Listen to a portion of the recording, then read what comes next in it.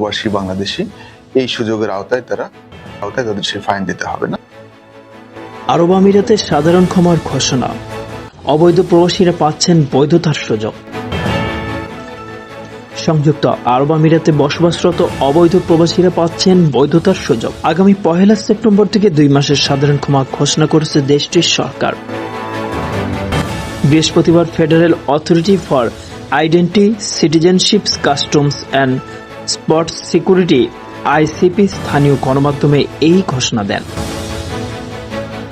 দপ্তর জানায়, যারা পূর্বে আমিরাতে রেসিডেন্স ভিসায় ছিলেন এবং বর্তমানে অবৈধ, তারা 1 সেপ্টেম্বর থেকে 2 মাস স্পন্সর খুঁজে বৈধ হওয়ার সুযোগ পাবেন, অথবা বিনা জেল জরিমানা বা নিষেধাজ্ঞা ছাড়াই আমিরাত ত্যাগ করতে পারবেন।